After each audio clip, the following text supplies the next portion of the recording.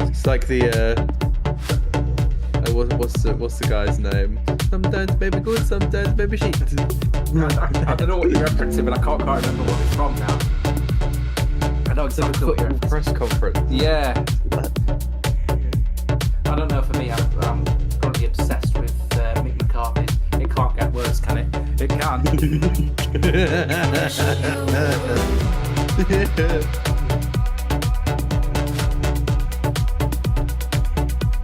Oh. Oh no.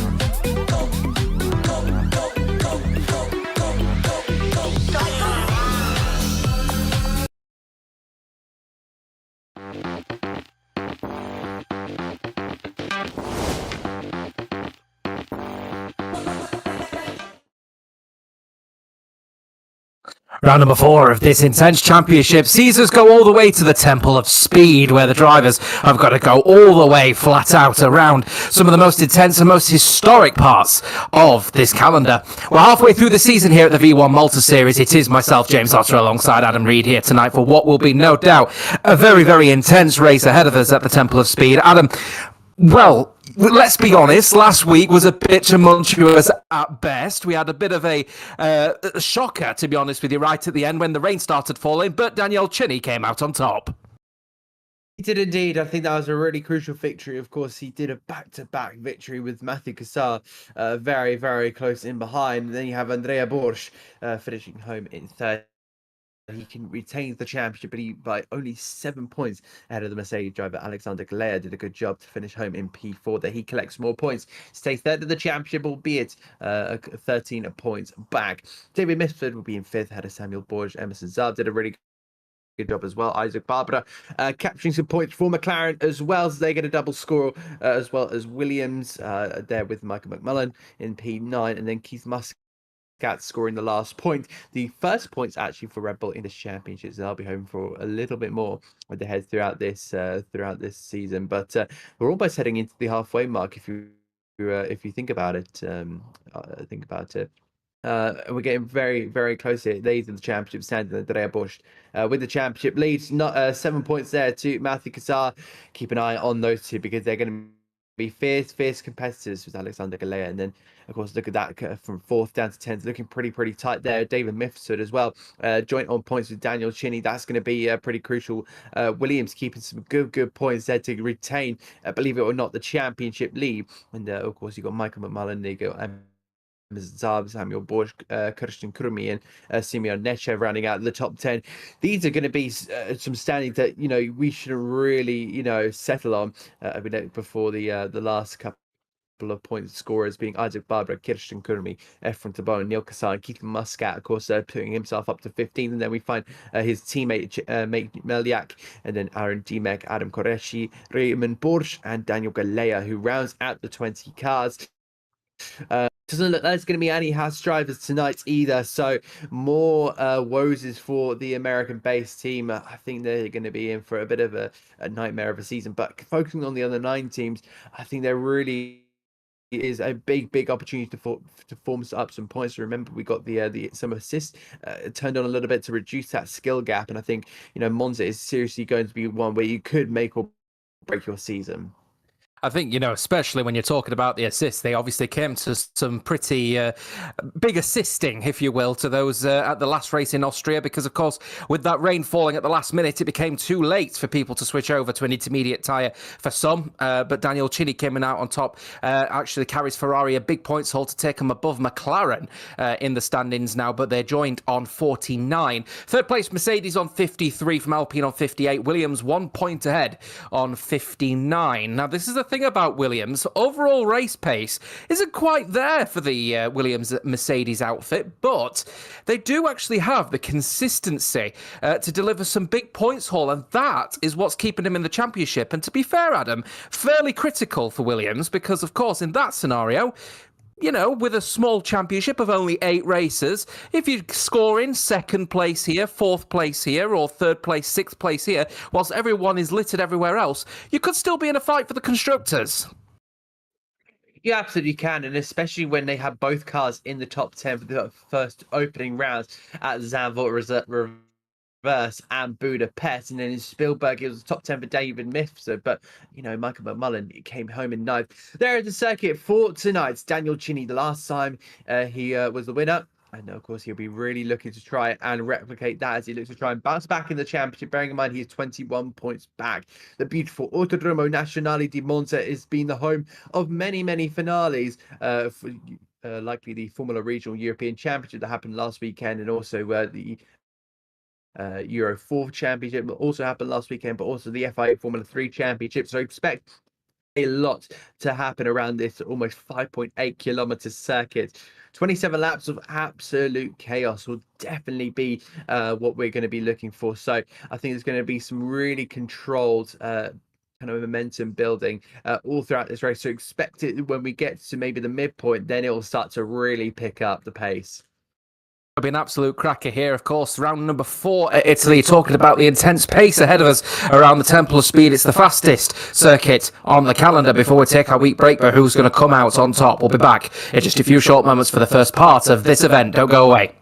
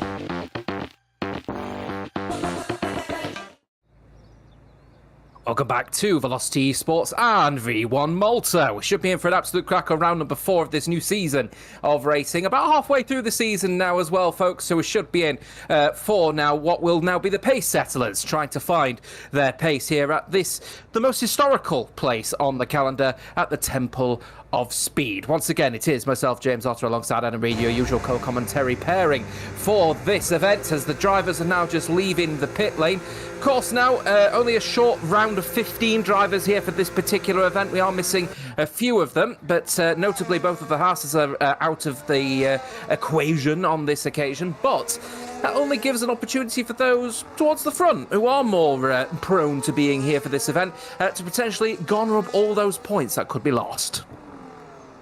Yeah, definitely. It's going to be intriguing to see who actually is able to capitalise on maybe some, unavailabilities tonight. But I do think that we're going to be seeing a lot happening. There is Jake Meliak in his Red Bull. There's no points on the board for him, but yeah, he's looking to be hopeful to try and push through and then maybe make himself into a top 10. Of course, we've got Michael McMullen there in the Williams. He's had a pretty strong set of results, a fifth and then a ninth last time out of Spielberg, so he'll be hoping for another top 10 if he can potentially put his card there. But remember, it's going to be so close, because you've got that top 4 of Borj, Kassar, Galea, Kachini, and you've got Misfit in there, you've got McMullen potentially trying to etch his way into the top 10 as well. So yeah, hugely interesting to see how this all going to try and potentially pan out. And I really do think there's going to be plenty of opportunities. You just got to try and just eke out your advantages. Maybe just, when you're racing around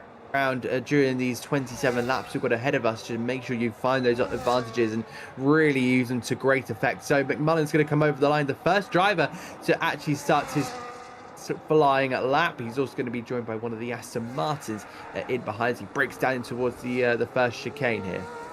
Yeah, this is the critical thing, of course, the misfit pairing, if you will, of Michael Misfit, McMullen and David Misfit. Leading the way, Williams, and of course the championship leaders at the moment are the Williams Mercedes outfit, as he's just heading through into the first of a few chicanes. Quite easy to get your lap wrong here if you get on that curb, but looks like very well and excellently crafted from the Williams Mercedes. Here he comes then through the first of the two Lesmos, chucking the car through the right-hander, and then you'll get on the brakes only very briefly, but get on the power as early as you can. A little bit of understeer from the Williams, though, as the DRS now wide open. A very slippy car is the Williams as well. As thank you, Jake, just popping into the chat with a quick note about the Misfit pairing. I didn't call them brothers, but they do share a surname, despite the fact that they don't actually have any relation whatsoever. So pretty interesting between the two drivers here. As they then head through into Parabolica, he'll be setting the first lap of this particular qualifying session. Question is, though, is where the Williams are going to be. The Williams are not really known for their in-and-out race pace, but they're the championship leaders for a reason, setting the first lap time aboard 1:18.937. Yeah, decent lap time to get things started there. So definitely he's going to be one to try and chase up, and his teammate there of David Mifsud just going even faster, 1:18.2 in his similar William. Now here comes Jake Meliak. He's hoping to potentially try and put himself maybe separating those two Williams guys. He'll blast his way over the timing beam at about 200 miles an hour. He can only go as far as P3.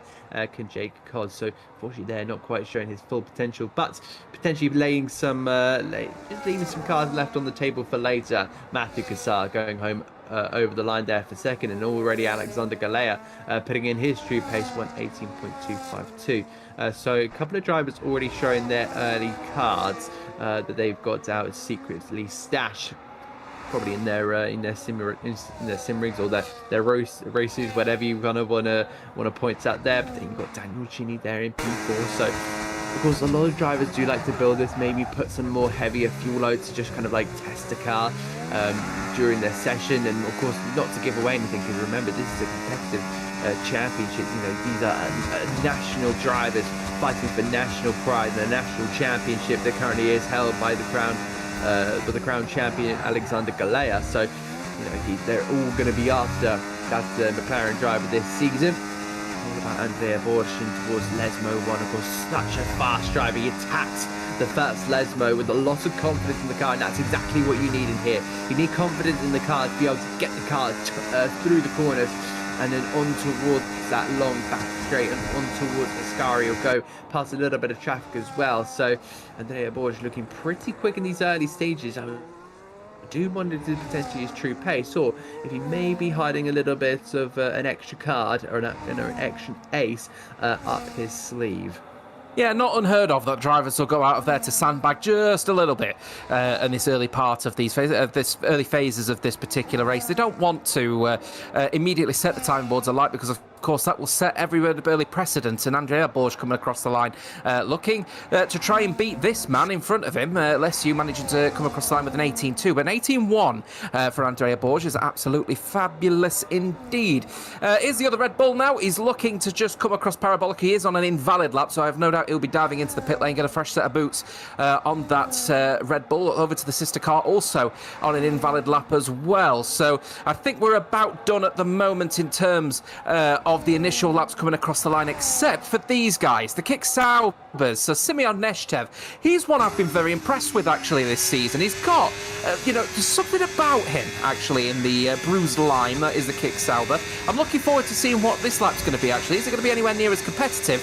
It goes P5, so he's certainly sort of breathing down the necks of the front runners at the moment. You've got Matthew Cassar, Mifsford, and of course the championship winner from last time out alongside Andrea Borges. So there could be one to watch. And then here is Neil Cassar. Now he is also a man looking to try and set some good and early precedent. 52.4 is not the blisteringly quick lap times that we might expect. But again, those assist runners may end up getting some benefit, especially going through Ascari. You can get on that power much earlier and the engine will do the work for you. Shut the car through the right-handed end of the Parabolica corner. Try and take it as wide as you can without going over. Not too bad from Neil Cassar as he comes across the line now, does the Kick Sauber. And we are a little bit down the order with a 1:19.1. Indeed he does. And some decent times there from the Sauber team. Of course, you do still have 4 drivers yet to complete a lap. And here is the first one that's going to be completing his lap. Emerson Saab on his way down towards the curve of Michele Barretto, which was named pretty recently after the young Italian who was, of course, I believe, a former Ferrari driver. He'll head over the line. It is beautiful. A dark blue and mainly white Racing Bulls goes into the top 10 with an 1:19.4. Of course, some decent times in there, which are really becoming quite out there, outstanding as well. I think Adam Qureshi, has a bit of time left on the board as well as he goes out for his outlap. And then we'll find Adam Dimek. So they're currently at a bit of an LP sandwich, but I think Adam Dimek does not want to make that an LP sandwich. He wants to be up as high as he possibly can. I'm not entirely sure what the potential will be for Dimek, but of course only he will potentially know as he heads his way in towards the final corner of the second. Runs a little bit too wide maybe potentially, but he'll cut back in and try to shorten up the line. He'll aim it right up to the white line, over the line. He does go in fact P12, but just below Isaac Abra in his McLaren. We still have a couple more drivers, including Keith Muscat, the sole point scorer and the most recent point scorer for the Red Bull team. Yeah, not a particularly quick lap there from good old Ron Skins himself, that is Aaron Dimesh. I think there's a bit more pace in him than that one, if I'm all honest with you, but I think he was derating pretty aggressively going through into going to Parabolica rather, which saw the car just losing all of that pace. And I'm not sure if you saw me in the box there, Adam, but I was going like that, pointing to the right, so just go into the pits, this lap's done. But he decides to take the lap. It's at 19.9. Here's the Aston Martin then of Christian Kermi. We're expecting a semi-decent lap from this man. It wasn't a bad race overall from Chris Kick himself, as he gets a nice toe actually, so this is going to be helpful. Goes to P10 overall with a 1:19.3, so a little bit more pace to find, but not beating Neil Cassar. That's the man currently in P9. Here's last week's race winner then, Daniel Chinny.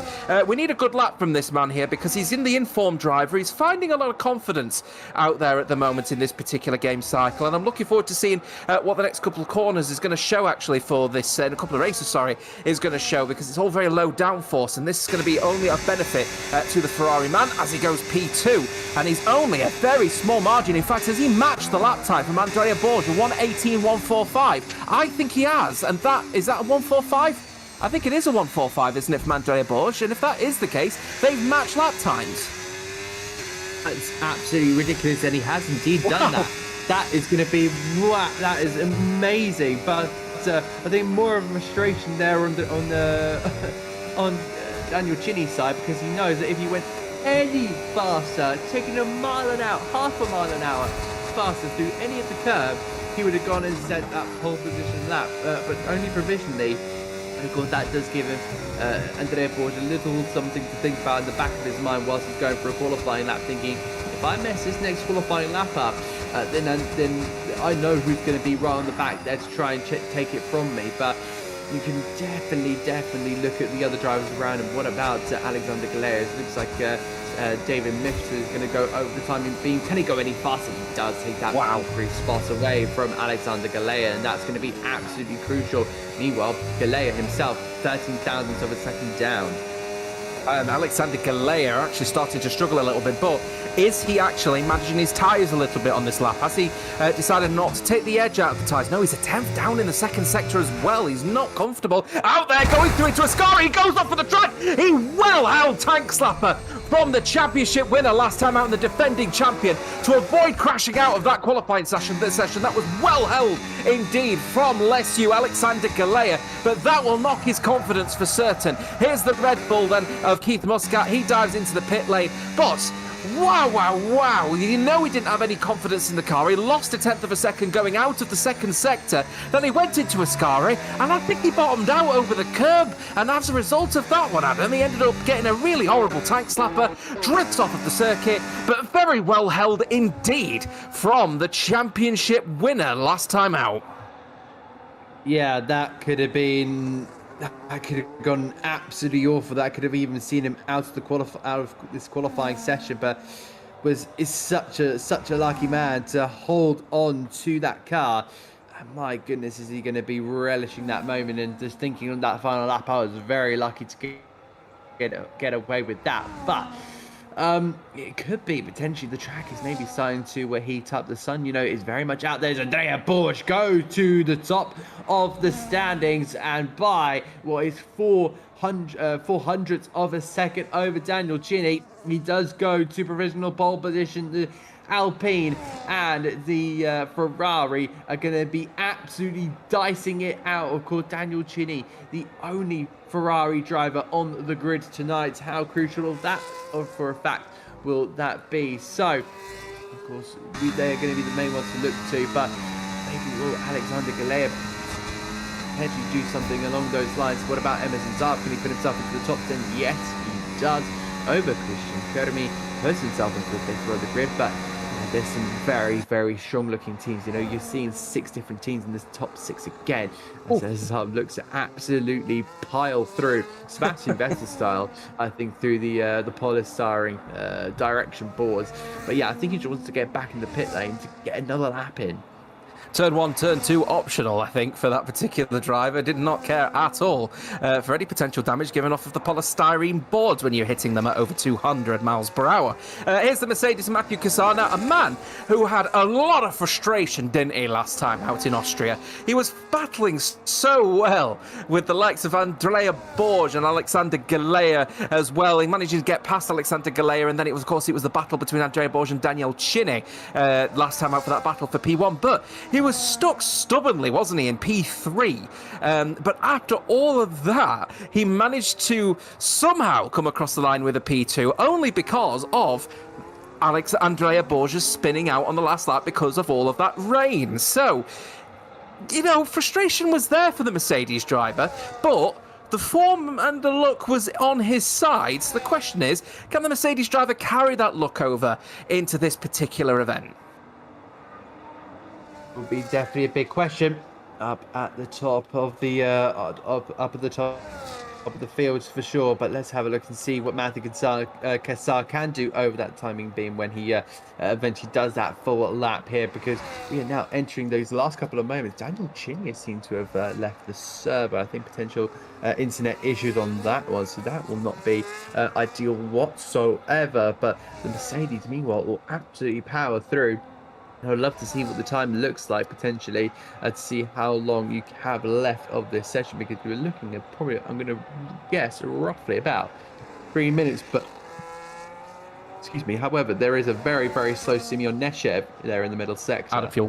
Out of fuel, I think. The kick Sauber, the yellow flags are dragging across the track alongside with him. So if we go on board with him, you can see, look, he's struggling to get into 5th gear, and he'll use overtake and use the electrical power in the back of the Ferrari power unit in that kick Sauber to get back to the pits as quick as he can. And then we'll actually have our timing back. But I think there's probably going to be somewhere in the region, I think about 4 minutes left in this qualifying session, looking at the behaviour of the drivers, with some in the pits and some not.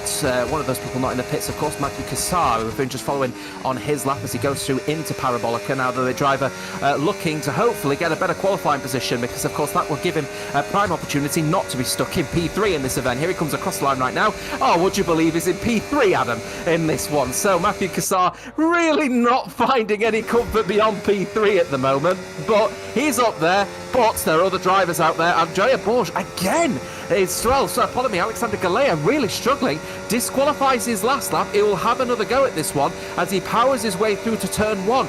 Are we seeing last season's championship winner really struggling? Last season's regional winner really struggling?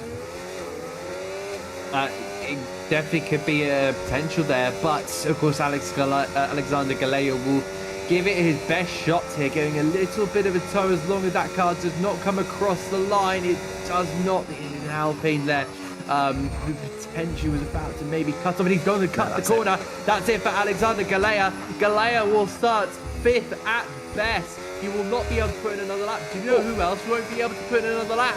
Daniel Chinny. He is now just rejoined in the session, still in the pits, and will not get another lap in. Here comes David Mifsud. He's going to now carry everything he has down that long back, showing a couple of yellows there in the Lesmos, a yellow into the final corner. So we have no idea what is going on with the time. And there it is, 45 seconds left on the clock. Apparently being told that Daniel Chinny had a wheel disconnection. That's never a good sign. So he managed to redo that. Look at Mifsud, absolutely rocket ship down in towards the Parabolica, get the car rotated and on towards the line hinge. Yeah, here he comes then. Misford is looking to try and set that early precedent. Into the pit lane he comes. He's absolutely mugged us off on this one, so he goes no higher than P4. Well, Andrea Borg comes across the line in time. He certainly will. He starts his lap now. Does the championship leader, as he's looking to try and set some early precedent. Now he's got the opportunity. We knows that the bottom four, the three drivers behind him are not going to be improving on their lap times. The only person that can improve is, guess who? The championship defender, the man looking to try and defend this championship, and he's currently struggling out there at the circuit at the moment as well. Where is actually Alexander Galea on circuit at the moment? I believe he's heading through Parabolica. In fact, no, pardon me, he's in fact heading his way through the Lesmos. Now he's down 0.3 of a second in the first sector. What's his second sector going to be like, I wonder? We'll see what Andrea Borges is. About 10.5 up, so he's finding every time here. Are we going to breach into the 1 minute, into the next 1 minute 17s here, I wonder, as we keep an eye on this one? No, he's well down.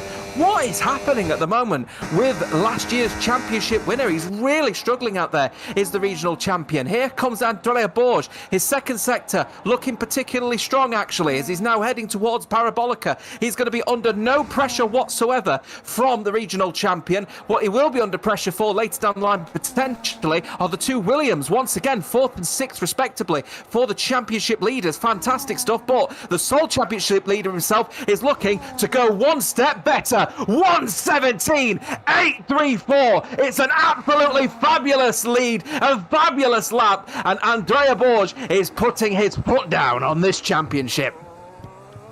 Oh, you just have to look back at that gap and go, wow, that was unbelievable. From the Alpine driver, he secures another pole position. It's his 3rd in a row. Only Daniel Chinny is the other driver to have a pole position this season. And once again, for the 3rd time in a row, he will lead the field away. Wow. Andrea Borg on pole position. Daniel Chinny will be in P3 by 0.3 of a second. Then we see Matthew Cassar, David Mifsud, and Alexander Galea, who starts in P3. Alongside Alongside him, Michael McMullen, alongside Simeon Nechev, the Kick Sauber team, ahead of Jake Meliak and Emerson Zarb. Keith Muscat will be in P10 ahead of Kirsten Kurmi with Neil Kassar, Isaac Barbara, and then it will be Aaron Demek. And rounding off the grid will be Adam Qureshi in his Aston Martin. Well, I don't know about you, James, but we have an absolute thriller on our hands. You know, I really do believe that we're going to be having a huge opportunity for these drivers to do battle around the circuit. We're only going to be a few short moments away from what will be no doubt a very intense race ahead of us here in Monza. Don't go away, the race in just a few short moments.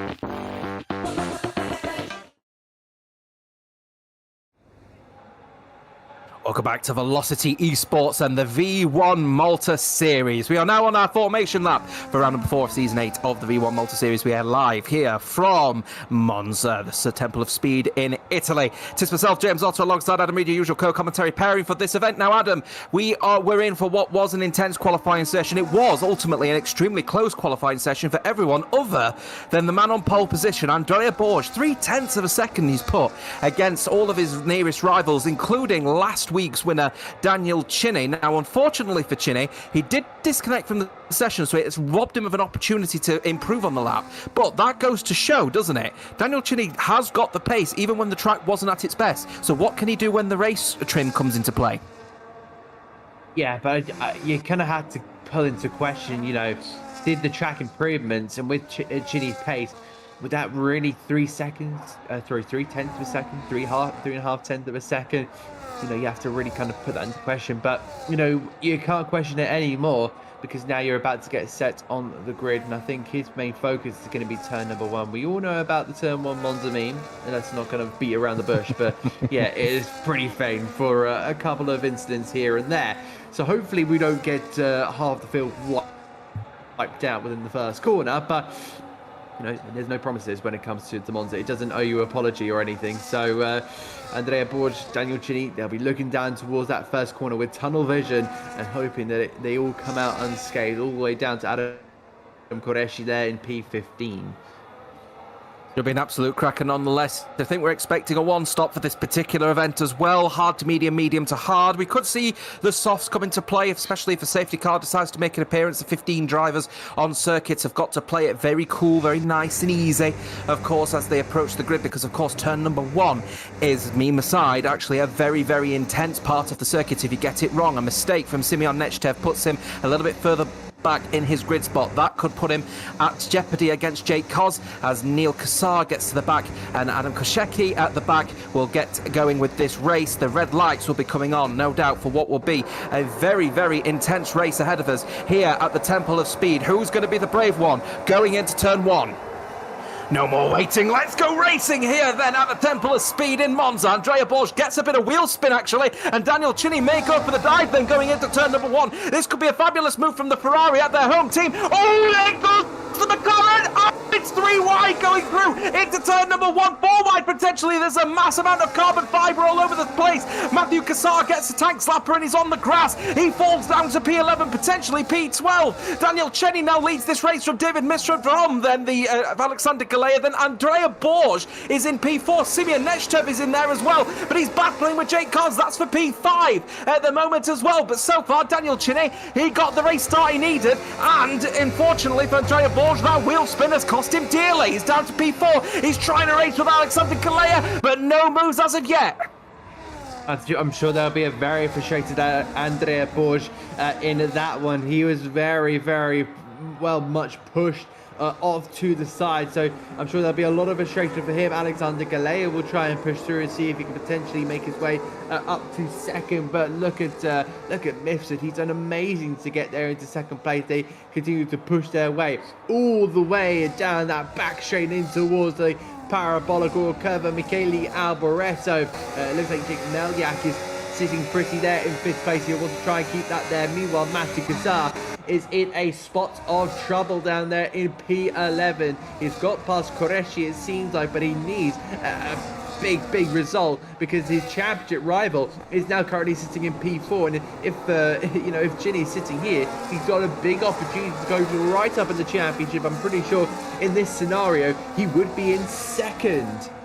I'd love to know what the stewards would think about that rash dive bomb into turn 1 from Alexander Galea. The gap was there, and they say, don't they, if you don't go for a gap, you're no longer a racing driver. The question is, did that gap actually cause a detrimental effect to the drivers around them, including the likes of Matthew Cassar, including the likes of Andrea Borg? 2 wide here as we've got someone ghosted on circuit. Looks like Neil Cassar is ghosted and is getting through a few of the people as they return back to reality here. Oh, off of the circuit there is that Matthew McMullen. No, I believe it was Cassar again, wasn't it? He's gone off of the circuit and he's now down to P11. What is happening with that Mercedes? Has he got any front wing damage? Let's have a look as they go through the corner, as he goes through Ascari. I think he might be missing an end plate. I'm not entirely sure, and he's got a 3-second penalty. It's getting worse and worse. He's retired. He's out. He's crashed out. Looks like coming out of Ascari, and the virtual safety car is now out on circuit. Everyone will slow down to 40% race pace. Matthew Cassar at turn 1, that was basically it for him. Yeah, it was. He's completely out of this one, and a huge moment in the championship. He will be getting 0 points at the end of tonight. Meanwhile, it looks like only one driver is going to be pitting, and that is going to be Keith Muscat for the Red Bull team.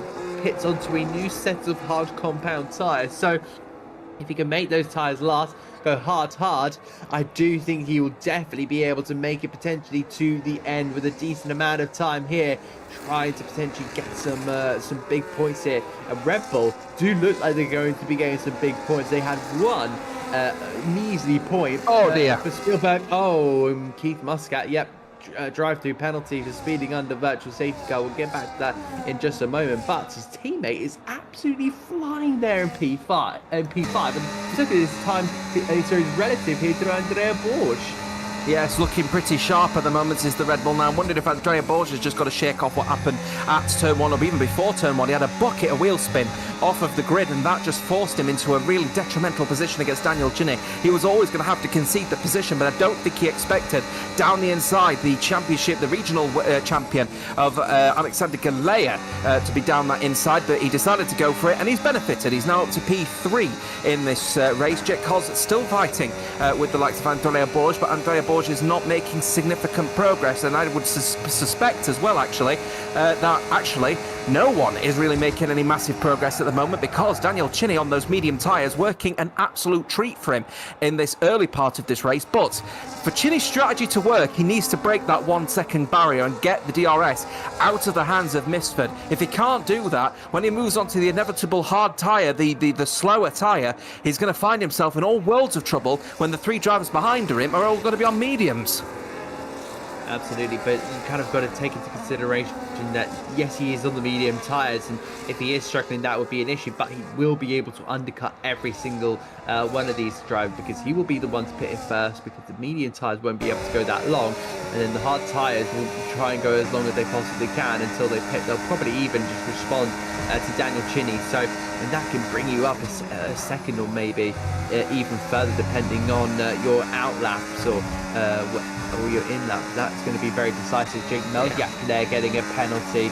Alexander Galea was having a flirt with the gravel trap. So now we're seeing Simeon Nechev responding to that by going past the Red Bull driver. Let's hope that's not going to be a recurring theme for Jake Melchak, but that's now both Red Bulls with penalties here, and there go Nechev taking that fast lap. But this is going to be crucial here, because Alexander Galea is going to now force David Mitchell to go defensive, while Andrea Bush sits back like he's in a cinema. This is exactly what Daniel Chinny needs, and around the outside from Alexander Galea, that's a fantastic maneuver. But what about Andrea Bush in behind, right round the outside of a Curva Grande? Yeah, perfect around the outside, and David Misford from second to fourth in as many corners as well from the Williams driver. Not the worst possible scenario in the world for Williams. Of course, remember, they're in their own constructors battle, whilst everyone else is losing positions hand over fist. Driver A and driver B so separated, apart from Aston Martin, but they're down in the lowly positions 11th and 12th. Williams are pretty close together, so if Matthew Misford McMullen can start making some progress up down in P8, he will be in a pretty prime position at the moment. Michael Misford McMullen, rather, I'll get the names right eventually. We'll keep an eye out though on Andrea Borg now, because he's going to be keeping a very firm eye out on that man in front of him, P2. That man, Alexander Galea, he is going to be pretty rapid later on in this particular stint, and he might end up catching up to the back of Chinny. And of course, he will have DRS at the end of this corner, going through Parabolica and then down that main straight. So keep an eye on that one. Whilst we're following that, we're also following the Racing Bulls. That is Emerson Zarb, who's down in P7, back to Chinny. Here comes then the battle potentially for the McLaren. Is that a really low downforce setup for the McLaren? He's getting closer, but it's not a significant enough margin to make any inroads. And another double lockup from Daniel Chinny. Is starting to struggle a little bit already, I think, on the fronts. I wonder if he is starting to push a little bit too much potentially into Ferrari driver. You know, that's going to end up like a 50 pence piece by the end of its stint, and Alexander Galea is just waiting in the back there to pounce here. So you did mention that another double lockup, but you did mention potentially setups as well. That's going to really come in crucial, because of course if you set your downforce way too low, you know, you're going to have this kind of setup where you're going to be absolutely flying through the corners, but then through the Lesmos, you're going to be absolutely crawling, because, you know, you're set up all for the straights, but then if you do the complete opposite and put quite a bit of downforce on the car, yeah, you could get through those Lesmos, but then you'll be an absolute sitting duck on the straight. So it's really trying to just center your downforce, which I think is going to be one of the crucial things as well around this circuit. You're just seeing that top four really start to close in once again. I'm not sure if Chinny is maybe saving or anything, but Alexander Galea has a big opportunity now to get right on the back of this Ferrari, and the home crowd are going to be buzzing that red car along.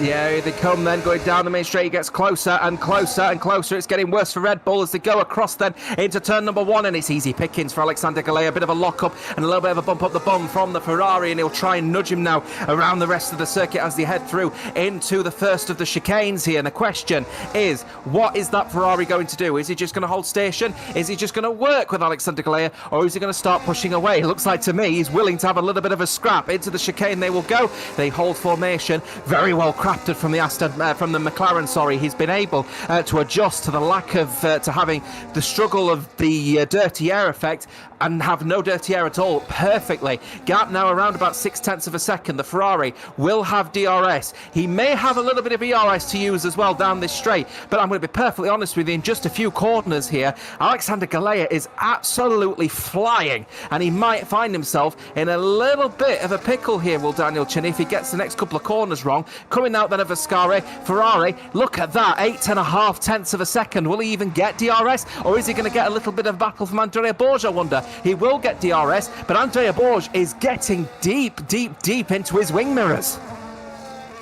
Yeah, Yeah, I do kind of wonder if potentially a two-stop strategy might have to go here. And he is boxing. He is hitting here. So potentially the two-stop strategy might be the way to go here. So will Daniel Chinny go on to another set of hard compound tyres, or will he do another set of mediums? It's a big, big question because, apparently it is hard compound tyres. And that's going to be crucial because if you do decide to go on to soft, they'll only last about 4-5 laps, maybe even a maximum. So you're really kind of playing with the limits of the tires if you do go for maybe a faster compound. So this is going to be a big moment for Daniel Chinny, as Alexander Galea is going to really try and home in on a win and make it 4 different winners in the first 4 opening race of the season. What a way to go into our first half of the season. 4 different races, 4 different winners, but of course that is nowhere near confirmed because here comes Andrea Borg down that back straight. It would be a little bit of a weird one, a weird stat to say that the current regional champion is currently without a race win this season. So this would be one to just tick off the list for him. It's and certainly wants to try and fight for this championship because, of course, when we get to around about, if my math works out right, around about lap 14, we'll say 13 and a half. At lap 13 and a half, we'll be exactly halfway through this season. So, question and answers on a postcard.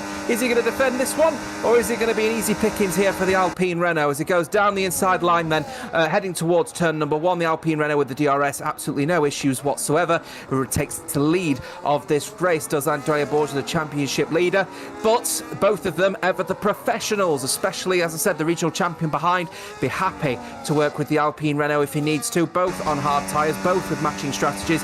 Don't want to burn those tyres too much, especially if they want to try and consider that one stop. Can they manage the one stop and try and keep the 20 odd seconds that they would have if they commit to a second pit stop and manage that accordingly? We'll see. Here comes then the Neil Cassar trying to battle with the other McLaren as he gets a bit closer, and it looks like he's struggling a little bit. Goes to the inside to try and defend this one at the Lesmo. You don't usually go side by side through here, but it will go around the outside anyway, and the gap is still there, to be fair. He's given him every opportunity he can. Here is the McLaren, but Neil Cassar gets a little switch back at the second Lesmo, and that kicks Sauber Ferrari very happy indeed with the DRS to get that one done as he heads through to Ascari in P7.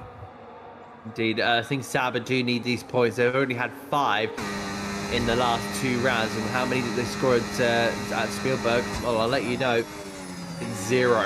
They really need to build on with their Constructors' Championship points here because, you know, if you're down in 8th, that's never a position you want to be in. You want to be challenging up the dizzying heights. But, you know, when you've had a really slow start of 5 points in the first 3 rounds, that's going to be massively troubling. Now, they look to be really trying to build on here. And with my mental math, 12 plus 6 is 18. 18 points is a pretty good result if you can manage to get that. And that's another story to tell. Daniel Chinny there with the fastest lap of the race. He's going to go absolutely going to try and speed up the back of this pack now. I want to talk tyres here for just a moment before I cast it over to you, James, because if you are Andrea Borg or Alexander Galea, you've got this really interesting strategy. If you do think that the 2-stop is the way to go here, you've got 2 different ways. You can either go for another set of hard compound tyres and say your mediums to be the fast tyre at the end of the race, but you've got to be careful of at what point will it kind of die off. Or you can go for the mediums now and then end on the longer lasting hard compound tyre if two stops is the way you want to go, because you just saw from Daniel Chinny how fast those mediums really died off. Try this for a little bit of a stat for you. It's about 0.4 a sector at the moment Daniel Chinny is gaining, and unfortunately I think that's the reason why the McLaren has said I can't continue with this. I'm going to get undercut massively here as it stands. He doesn't want to commit to that one stop. He has to commit to the 2. What tyre is he going to move to? It will be a medium tyre for Alexander Galea. Here comes Daniel Chinny down towards then the start-finishing line. He'll come across the start-finishing line and he will approach here as it looks like we've lost one of the Red Bulls as well, and a safety car has been called out. Where has the Red Bull crashed? He's crashed at Parabolica. Looks like he's gone for a spin and ploughed it straight into the exit, and that is counting the lucky stars of anyone that hasn't pitted yet. Andrea Borg, Misford, Neshchev, Milanist as well. Oh, we've also lost one of the McLaren McLarens. He's gone for a little bit of a spin under the safety car by the looks of things as well. Not sure what happened there to Isaac Barbara, but he's down to P7 as a result. So that blows things open a little bit wide, doesn't it? We've now got people who have got an opportunity to make a free pit stop, whilst a lot of people who pitted earlier were hoping they were going to get the jump. I think here, Chinny, and especially Alexander Galea, have been absolutely rammed home by this safety car. I've been left speechless on this one. This absolutely flips the table on its head. Andrea Borsch will come into Parabolica. He'll realise this is the safety car, and he will make the simple decision to come in this lap, unless he absolutely jinxes us, which is a 0% likelihood, because he just knows he's going to get a massive advantage out of this. He should, in fact, regain maybe down in 6th here, but they're all going to come out here, so it's all about how many kind of places will Daniel Chinny and Alexander Galea gain with their slowing pace. And to be honest, they're in 8th and 9th. I don't think they're going to gain much there as Simeon Nechev comes in just at the perfect time here, and they're both boxing. Oh, he's gone. I think they're both. He's gone. We've lost Alexander Galea. He's gone. He's left the session. Has he disconnected from an internet connection issue? Because his car has actually returned out of the pits in P3. So actually, it wasn't the worst case scenario actually for the McLarens. So he's now back up to P3. Now he has to get back in this session pronto here, because actually he's still got a good shot at potentially winning this race. The problem is he's got a very quick Williams in front of him. Remember, Williams are the championship leaders in the constructors for this particular championship here, Adam. So the scenario here is the fact that they've got their own battle. They would absolutely like to take P2 if they can help it, and Misford will fight for that. Michael Misford McMullen, on the other hand, is on a fresh hard tyre amongst everyone else. Those medium tyres will fall off the cliff, and then eventually his race will come into fruition, and he's currently down in P6. So that's on a postcard, folks. This could be an absolute cracker. We've got split strategies and Kick Sauber as well, 4th and 7th, from nothing to absolutely something in terms of points for them at the moment. Meanwhile, the man that we thought were going to be winning this race, Daniel Chinny, is down in P9. To be honest, I've genuinely been spending the last 2 minutes, my apologies, genuinely just scratching my head. I'm sure so have the drivers all the way over in Malta. We're based in the UK, they're based in Malta, and I'm sure that they're going to be absolutely scratching their heads at this one, because this is a very tough scenario unless you're Andrea Borg, because you had the pace, and in he comes again. Andrea Borg is in again. This is unbelievable. Doesn't surprise me. I think what he's doing, he's moved on to a medium tyre, he's going to pit, and he's going to go onto a hard tyre, and then he's not going to pit again. That's it. He's done. So it'll be a fresh hard tyre until the end of this race for the Alpine Renault. So that means he will now be at the back of the field. He'll sacrifice track position because he thinks he knows he can make overtakes around here. It's not an issue at the Temple of Speed. So he's now down in P10, but he doesn't have to pit, whilst everyone else, on the other hand, has to. And if my math works out right as well, this should be the final lap under the safety car. In fact, no, it won't be. It will be the next one. So, actually, has he pitted 1 lap too early here? Has he not caught everyone off guard? Because if I was the runners now here, Misford, I'd take the opportunity, pit again, get on the hard tyre, because now your race is out with Andrea Borg, who's going to be 20 seconds up the road. Honestly, there is so many different ways you can play this. Honestly, it is very tense at the minute. I can't imagine what it's like down there on the circuit. The drivers must be absolutely feeling the pressure right now, because these, as I said right at the beginning of the broadcast, this is going to be a make or break race, in all honesty. This is a circuit where so much chaos has happened. It's fast paced. It's probably one of the fastest paced circuits you've got. You are playing your chess pieces at double the speed compared to other circuits, maybe even triple the speed compared to other circuits around the Formula One calendar.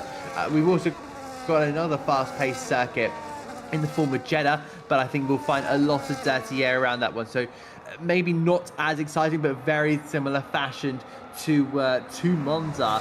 I do think that will maybe have a similar situation when it does come to safety cars. At Jeddah, we will get this kind of moment where we're just scratching our heads a little bit. So we're down to 13 runners. A couple of drivers do have the potential to just get rid of a couple of tyres, get rid of a couple penalties as well.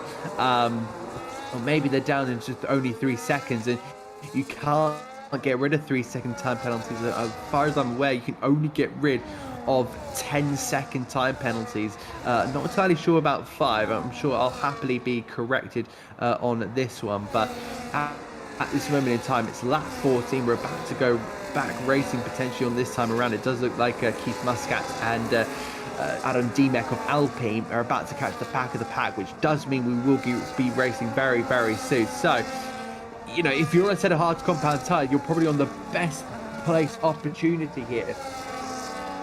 One of those drivers is Semyon Nechev, 3rd place, the Kit Sauber driver. Are we going to be seeing an unexpected race winner here in Monza?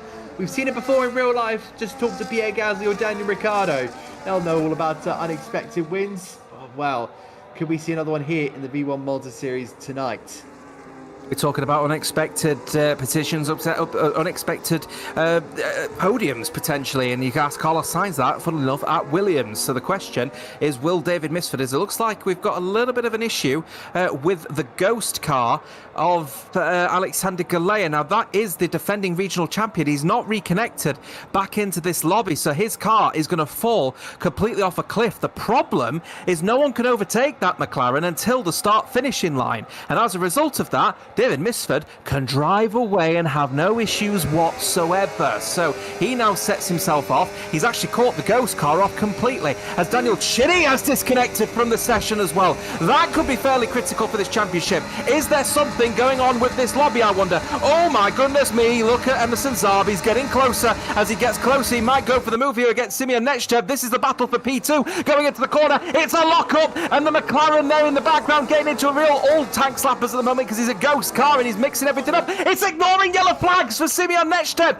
That will be because of the ghost car of Alexander Galea. So can you believe that is critical in this particular race anyway? They're going side by side here. This is the battle for P3 as it stands, as the two Kick Saubers getting closer. There goes the Kick Sauber. It's 3-4 for the green machines at the moment. Matthew Misford McMullen is trying to get some serious inroads done because, of course, his teammates in P1. This is big points here for Williams in the Constructors' Championship. It's also points here for Sauber as well. They're 3rd and 4th, but of course both of them do have penalties, and that will be absolutely dismal. The Hinville-based team. Here comes Michael McMullen, who looks to try and take a place. Could he potentially be the one to be crowned a winner here on Monza? But he's gone wide. He's gone wide here. Look, here he comes. Neil Kassar, who blasted on those medium compound tyres. You remember, those medium compound tyres will be fast initially, but wait until they're about 8 laps old, 9 laps old, 10 laps old. Watch them start to drop right off toward the end. They'll be trying to go to the end. Daniel Chini is back in the server. However, look at the time here. He is 25 seconds behind absolutely everyone. It is dismal. I cannot believe what has happened. Wide moment there from what I think that's a Mercedes. Oh, that's an Aston Martin. That's Adam Qureshi, who almost went into the side of Keith Muscat. This is unreal stuff. We've got a championship contender out. We've got a championship contender in 13th with no points to his name. One of them's in 8th, and the other one's completely disconnected in 8th. And Andrea Borg goes and takes Alexander Galea for P7. What is happening with the championship contenders? Dave Misford, who's sitting in 5th place, same amount of points, he's up into P1. He could take 2nd in the championship at this rate. A flash of the heads-up display indicates Daniel Chini is now back in the lobby. He's back in his car, but he is on 8 lap-old medium tyres. They are aged beyond belief, and he is now at the worst possible scenario. Right at the back, 21 seconds back, and on old tyres. His race, as it stands, unless there's another safety car, is done and dusted. And that is opening up opportunities for the midfield runners, and there's not that many either, remember, of course, not many of them showed up. Oh, what the Haas drivers will be wondering if they actually showed up today. There goes Milanist himself there, Emerson Zarb, getting the move done again on the kick Saubers. Now, both kick Saubers have got that time penalty, remember. Of course, remember, Simeon Nechchev has that 10-second penalty for overtaking the ghost car of Alexander Galea before the start-finishing line at the end of the safety car period. So he will have to serve that at his next pit stop, or of course when he comes across the start-finishing line. He might be able to get that removed as long as the penalty is not served. Either way, for place as it stands for Kick Sauber, it's a fantastic race from Kick Sauber, but it's a great race from Williams. Matthew Mixford McMullen could just swallow up all the positions that are lost as it stands from Kick Sauber, and as it stands, it's a double podium for Williams, the championship leaders. That could be fairly critical in the Constructors' Championship. Especially with Alpine only scoring, what is that, 8+1, that's 9 points there to their kind of tally. That's going to be Williams extending their championship. Oh, goes Emerson Zarb. That's going to be a trip through the gravel as he stopped. He stopped through the gravel, and that is going to. He's off on the grass. In fact, is he retiring? He's gone into ghost mode here, I think. That's going to be a very, very weird one. I think he's just ghosted, but that was some very, very strange movements there from Emerson Zarb. But my word, this is going to be a race that has been put right on its head. Here comes Simeon Nechchev on his teammates. Do not do battle hard here, boys, because you are teammates. You just need to try and pull away from this pack here. But they head their way towards turn 1. Seems pretty simplistic there with Simeon Nechchev just sitting there in P2. A couple of again moves at the back there to continue to try and push on through. But we're now starting to really home in on the latter end of this one. And Andrea Borch is definitely not out of the question here. He's got Michael McMullen to try and get past for sure. They head their way in towards the second chicane, really pushing hard. But as long as David Mifsud and Simeon Nechchev have a big gap between the two of them and it doesn't really close down, there will be an opening. And through goes Michael McMullen. My goodness me, Neil Kassar almost turning into the Williams there. And it does seem to be a big double point haul here for the Williams team. There goes Andrea Borg as he looks to try and captivate another podium here. But my word, this is going to be a tough one to the end. Andrea Borg can see his target, but if he can't catch Dave Mifsud by the end, we're going to be seeing a fourth different winner from a completely unexpected driver. And this is the critical thing in this particular championship as well for Williams as it stands. And of course, there's still plenty of racing to go. 8 laps of it to be exact. Matthew McMullen is going to be in P2 after penalties, and that means it's a Williams 1-2 as it stands. And that is fabulous for the championship, for the championship leaders. Remember, they are 1 point in front of Alpine as it stands, and as you rightfully pointed out, Adam, Alpine are not scoring big points here tonight with a 4th and a 9th place respectively as it stands. But Andrea Borg is closing down the gap to Matthew Mifsud McMullen. He has been the faster driver throughout this race weekend as Andrea Borg over the Williams driver. The question is, will Matthew Mifsud McMullen defend it, or knowing his teammates in P1, does he want to try and gamble it? Does he want to try and defend it? Or does he just want to let it go, knowing that regardless what happens, it will be a 1-3 because of Simeon Nechchev's 10-second penalty? Again, caused by overtaking the McLaren of Alexander Galea before the safety car line. Remember, Alexander Galea hasn't reconnected in this session either. That's a ghost car. I think as it stands here, he's not going to be scoring any points through DNF, you know. No, I think so. We've got a bit of a story here with Christian Kurumi, because he was a ghost car for the majority of the race last week at Spielberg. He ended up getting disqualified, dropped to the back, and that is exactly what gave Keith Muscat and Red Bull first point of the season. So I wonder if that's going to be potentially happening if he does score a point here. Meanwhile, Andrea Borg straight past Michael McMullen and in towards P number 3, double lockup of the front tyres. But you're just watching that gap come down, and I think in fact Simeon Nechchev is gaining here on David Mifsud. I think this could genuinely be a big opportunity here. How quick will Andrea Borg close down a 1.4 second lead here, because look at that, he's gone forward, 10 fast, he's done purple in the first sector, and the medium tyres are in a spot of trouble here. They've got 8 laps, and last time we saw a car on 8 laps, we noticed it was Daniel Ginny who dropped into the pit lane, and this is going to be a big moment here in this race. Will it be Andrea Borg? Will it be David Mitchell for the win? Simeon Nechev will be the barrier between him and a potential win here, but how quickly will Borg negotiate that barrier? Isaac Barbara now, he is in the pits for his 3rd pit stop of this race, now at the back of the field in P13. His teammate is still not in this lobby, and I have a gut feeling he will be disqualified at the end of this race, which is obviously going to promote Adam Koreshki up to P10 in that final point scoring position. No surprises, he's gone purple as the pole sitter Andrea Borg and the championship leader looking to try and close down the gap to Simeon Nechev. But I'm going to be honest with you here, Nechev is doing a really good effort to put Misford under some pressure here, as it looks like we've got another person making a mistake, speeding in the pit lane himself. There is the Aston Martin of Christian Kermey, who now enters the pit lane for his 2nd stop of the race. Neil Kassar doing exactly the same in the other Kick Sauber. There's 6 laps to go in this race, by the way, so they are going to switch to a medium tyre. The soft tyre will not go the distance, but those on the hard tyres, 6 laps, ooh, I tell you, they're not going to be particularly comfortable either when it comes to degradation. No, and remind me here, James, was it Simeon Nechev that got the penalty for that's right, 10 seconds, yeah. So I'm gonna give out a bit of a statement. I think that might get rescinded, because of course, you know, what can you do in that position? You know, it's a ghost car, it's a driver that's disconnected, so I think this is going to be the full position here.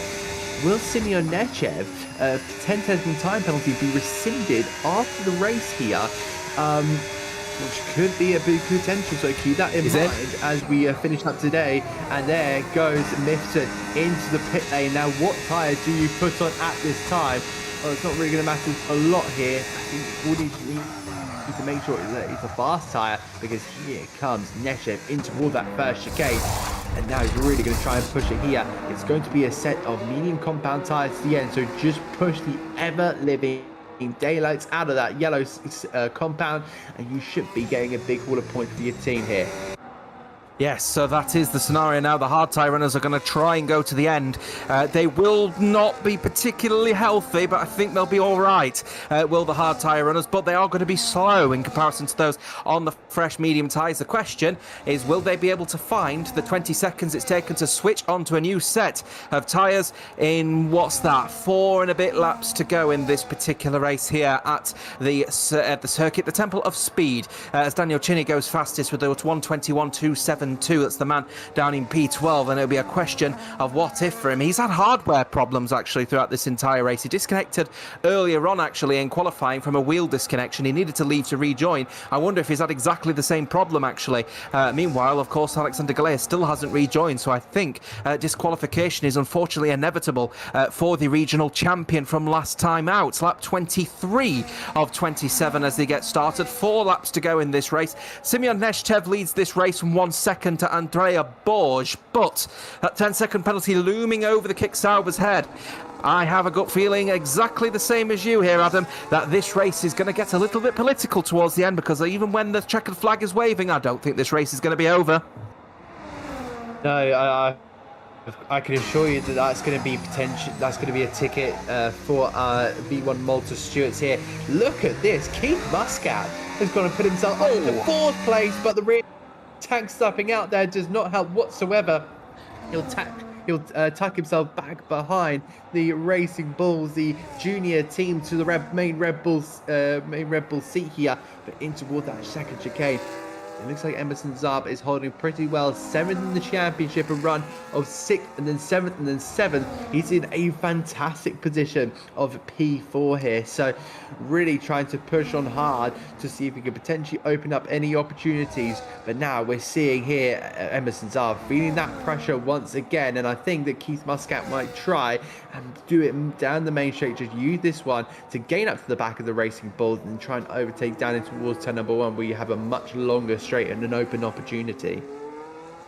So, a lap 24 of 27 as Simeon Nestev comes across the line with 3 and a bit laps to go in this race. There is a little scrap happening for P4 between them two, but of course, to bear in mind as well, Emerson Zarb is now on 12, or will be 12 lap old medium tyre, so I'm wondering if he's actually going to get close to those tyres going pop at some point as well. We've got more battles happening as well, as it looks like Dave Potts has now managed to get past the Red Bull, because the Red Bulls actually dived into the pit lane, so Keith Muscat can't get those tyres to the end, and they're 13 lap old hards. What a 12 lap medium's going to do? Soft tyres to the end of this race should go the distance at this point now here for Keith Muscat, but he will now leave the pit lane down in P7 as it stands here, so that will be some serious inroads he needs to make. In fact, make that P8, make that P9 actually, as he now leaves the pit lane. Is it going to be P10? I wonder, I'm not sure. Either way, Andrea Borg is getting closer to Simeon Nestev, but he's carrying the Williams of Matthew Misford McMullen at the moment, and by the looks of things, Dave Potts is getting closer and closer as well to the old medium tyre runner that is Emerson Zarb. If he could get up into P4, once again, is a good points haul for Williams.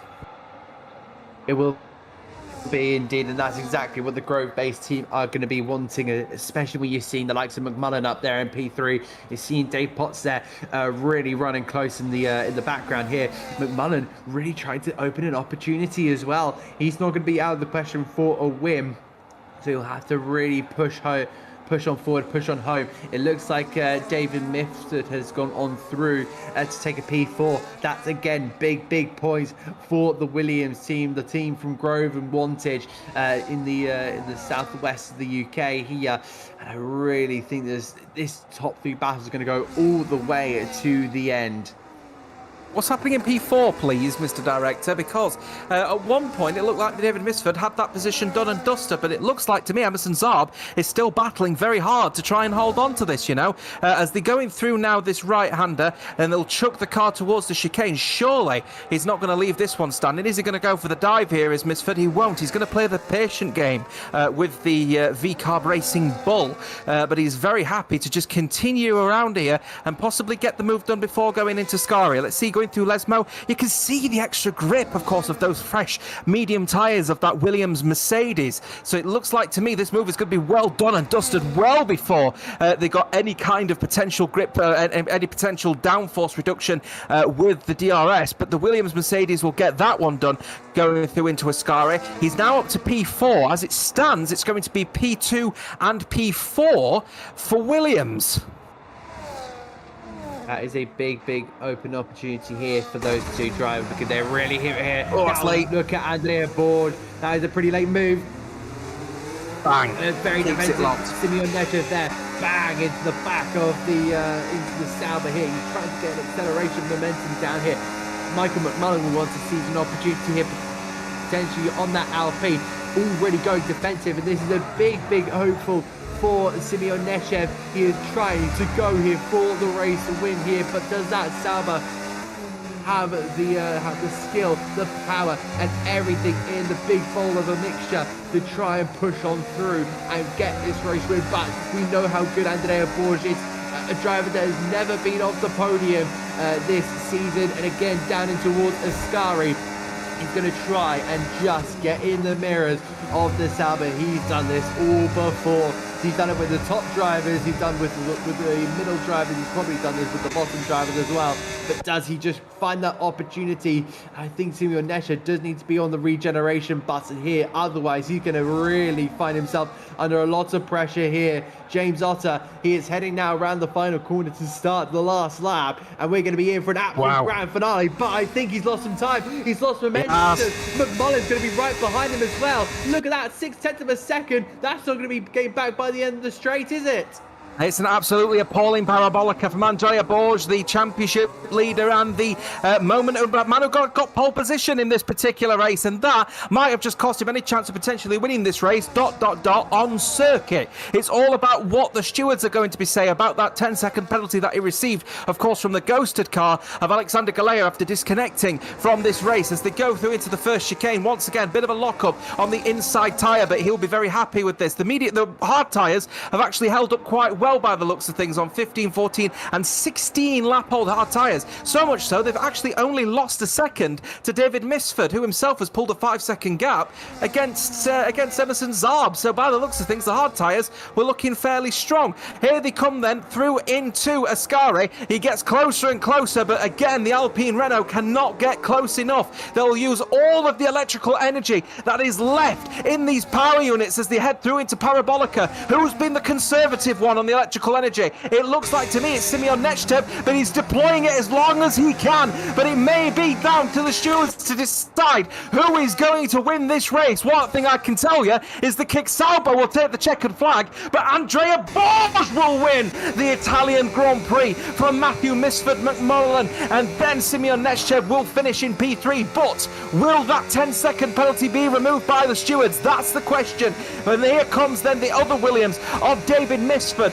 What a valiant effort this has been from Williams, Mercedes and the championship leaders. They are grabbing all the points that they can to take this title with both hands. And well done, Emerson Zarb. 16 lap-old medium tyres to the end of this race. Neil Kassar finishing in P6 and a valiant effort from Kick Sauber. Here is the other Red Bull then that decided to switch over in the end to the Red Bull did Keith Muscat, the red tyre rather, the soft tyre did Keith Muscat. They will finish in P7 with penalties applied. Here's the other Chris Kicker, Christian Kerme. He'll finish then in the end down in P10, 11, make that further down because of course he has to serve the 10-second penalty as the other drivers will finish. Here comes Isaac Barbaro who'll finish in P12. It's not a great effort from him, and the final Aston Martin so far back unfortunately for the Aston Martin outfit, and Adam Koshecki will finish at the foot of the field in P13. I tell you what, Adam Reed, Andrea Borges has got the pace and Williams have got the pace, but does he win this race? I'm not so sure.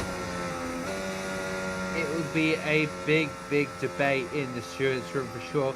It's not the way we want to, just side with things, but in this case, I do think there's a valid argument. What could you have done in those situations? Because as a racing driver, you don't want to hold back. But is that really the size that should be the one we're seeing? The Alpine driver of Andrea Borges continuing his winning streak, second first, third first, to continue and extend his championship lead, where his championship rivals have faltered. Of course, Matthew Kassar, DNF. It looks like Daniel Chinny will only finish 11th, but of course, and Alexander Galea did finish 8th on the road. But if he didn't do the majority of the race, he will go down as a disqualification. 0 points to his name. Chinny will be up to 10th. So what is going to happen here? That is a critical one. So Chinny will probably finish in P8 as a result of that one, and then the final Aston Martin, the first Aston Martin rather, of Christian Kerme will probably end up getting the position back actually up into P10 and at least get that solitary point. But it's all dependent on what the stewards say about that McLaren, and of course the defending regional champion, that is Alexander Galea, did disconnected from the session about midway through and he did not rejoin. So that should be it for him. Andrea Borges leads this race from Matthew McMullen and Simeon Nechstev on circuit, but very much up for debate with the stewards on this one. It's been an absolute cracker of a race, that one. I think we should be in for an absolute cracker in a few weeks' time when we take a trip over to Saudi Arabia. However, we have to take a little bit of a brief break, I think, on this one, Adam, because the last couple of rounds have been pretty intense, to say the least.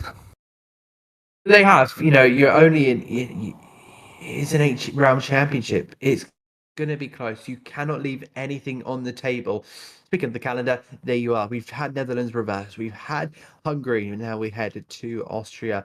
Then we've gone to the Temple of Speed here in Monza. Next weekend, we will be at Saudi Arabia in Jeddah before then staying in the Middle East for Bahrain. And then we'll head to to Mexico. And then we'll head to the final round at Abu Dhabi, the classic finale, where I'm sure that everyone is going to be looking forward to a dramatic showdown between all of our drivers. So thoroughly looking forward to all of that. Really intrigued to see how our driver is going to get on, especially now we're 50% of the way in. 17 podium sitters, 3 different winners. There is all still to play for, but again, if Simeon Nechstev does get that penalty removed, it will be four different winners from 4 different races, and that will be a huge moment in this championship.